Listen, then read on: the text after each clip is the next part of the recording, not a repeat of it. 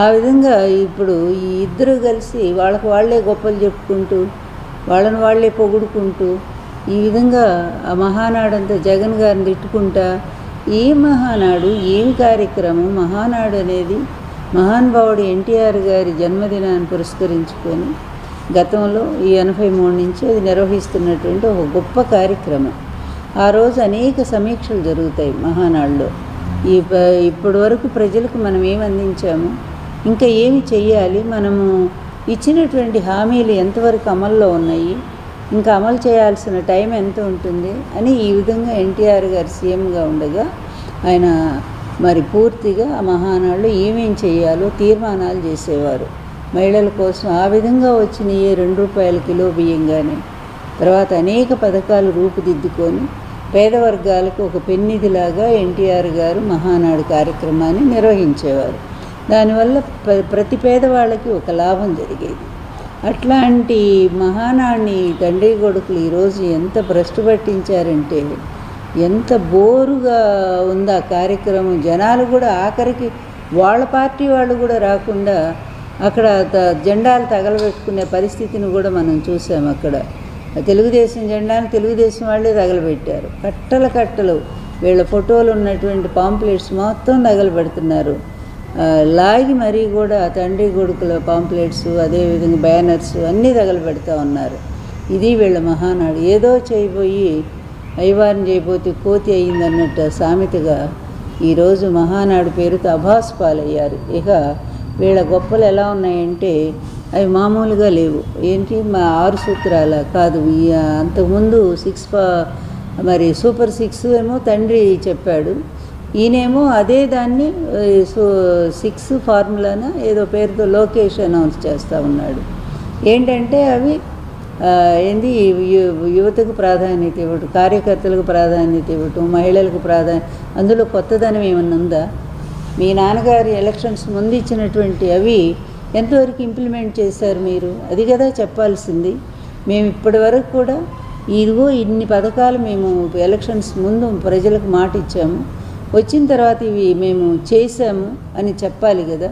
అమ్మఒడి లేదు, అమ్మఒడి బదులు మాతృవందనం అని పెట్టారు, అది పోయింది. అదేవిధంగా జగన్ గారి టైంలో నాడు నేడు కింద విద్య ఎంత బాగా పాఠశాల రూపుదిద్దుకున్నాయో, విద్యా వ్యవస్థ ఎంత ముందుకు పరుగులు తీసిందో, ప్రైవేట్ స్కూల్స్ని అధిగమించి గవర్నమెంట్ స్కూల్స్ నడిచినాయో అవన్నీ కూడా వీళ్ళు చెప్పుకుంటున్నారు. ఎంత సిగ్గుమాలిన వాళ్ళండి తండ్రి కొడుకులు ఇద్దరు కూడా. సంక్షేమ పథకాలట భారతదేశంలోనే నంబర్ 1గా ఈయన అమలు చేస్తున్నాడట. అది జగన్ గారు చెప్పాల్సిన మాట. జగన్ గారు అమలు చేశారని చెప్పాల్సిన మాటనే ఈయన అది తీసుకొని అన్ని ప్రతిదీ అంతే కదా. ఆయన తీసుకొచ్చిన పరిశ్రమలు వీళ్ళు వెళ్ళటం, అక్కడ ఫోటో దిగటం, ఇది మేమే తీసుకొచ్చామని చెప్పటం.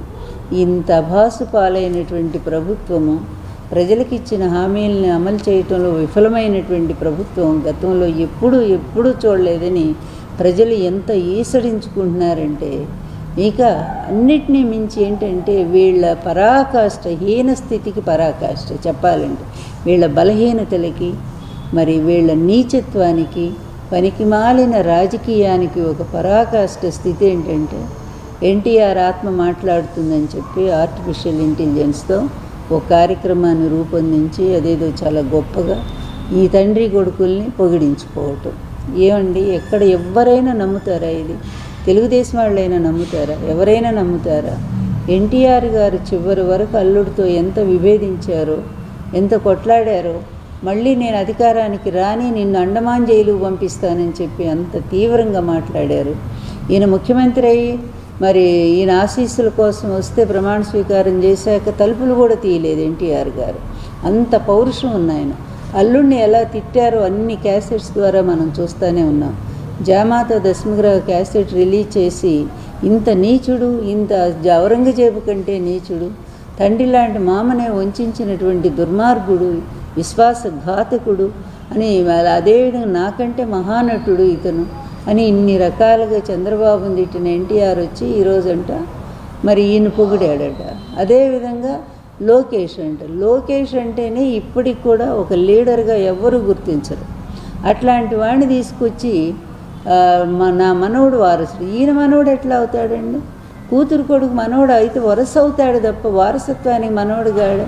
మన సంప్రదాయంలో కొడుకులే కదా, ఇంటి పేరు ఎవరికి ఉంటుందో వాళ్లే కదా వారసులుగా చెప్పుకునేది, ఆస్తులకు కానీ దేనికైనా సరే.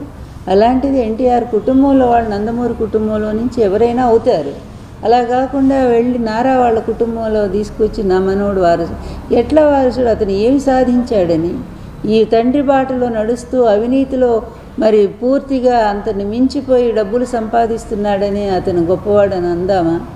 అదేవిధంగా ఇష్టం వచ్చినట్టుగా రెడ్ బుక్ రాజ్యాంగాన్ని నడిపిస్తూ రాష్ట్రంలో మరి ప్రతిపక్ష నేతలందరినీ కూడా చంపిస్తూ, అదేవిధంగా వాళ్ళు ఆత్మహత్యలు చేసుకునే విధంగా ప్రేరేపిస్తూ, మహిళల మీద జరుగుతున్నటువంటి అత్యాచారాలు దారుణాలన్నీ తెలుగుదేశం నాయకులు చేస్తుంటే కనీసం శిక్షలు కూడా లేకుండా వాళ్ళని కాపాడుకుంటూ, అదేవిధంగా ప్రతిపక్ష నేతల్ని వాళ్ళ భార్యల్ని ఇష్టం వచ్చినట్టుగా మాట్లాడే వాళ్ళని కాపాడుకుంటూ, ఇతని పరిపాలకుడా?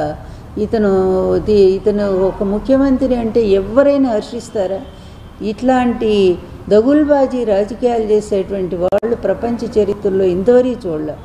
ఇప్పుడు ప్రతి ఒక్కడూ ఒక ఆశయం కోసం, హిట్లర్ లాంటి వాడు కూడా వాడు యూదుల మీద కోపంతో చేశాడు. వాడి చిన్నతనంలో జరిగిన అవమానాల వల్ల అతను ఒక ఆశయం పెట్టుకున్నాడు, అతను చేశాడు. కానీ వీళ్ళకి ఏదైనా ఒక ఆశయం అంటూ ఉందా? ఆశయం ఒక్కటే నాకు తెలిసి, తండ్రి కొడుకులు అవినీతిలో కోట్లు సంపాదించడం, అడ్డదారిలో వ్యవస్థల్ని మేనేజ్ చేయటం, వాళ్ళందరినీ వాళ్ళకు అనుకూలమైనటువంటి వాళ్ళని కోర్టులు తప్పుదారి పట్టించడం, అదేవిధంగా కేసులను తారుమారు చేయించటం, కోట్ల రూపాయలు పోసి పెద్ద లాయర్లను పెట్టి తిమ్మిని బమ్మిని చేయటం. ఈ విద్యల్లో మాత్రం తండ్రి కొడుకులు బాగా ఆరితేరారు.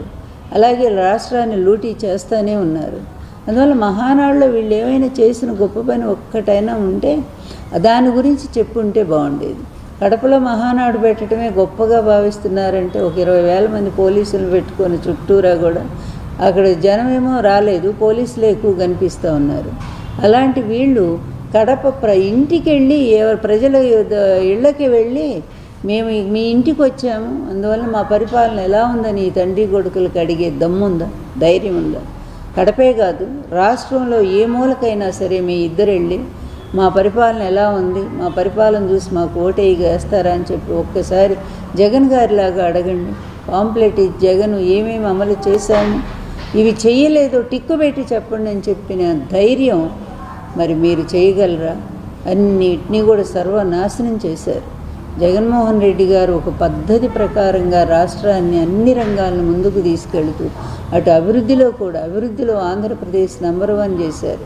అదేవిధంగా మరి జిఎస్టీలో కూడా ఆంధ్రప్రదేశ్ నంబర్ 1 అయింది. పోలీస్ వ్యవస్థ నంబర్ 1, రైతు భరోసా నంబర్ 1, తర్వాత చేయూత నంబర్ 1, నాడు నేడు స్కూల్స్ నంబర్ 1, ఇలా చెప్పుకు అమ్మఒడి నంబర్ 1.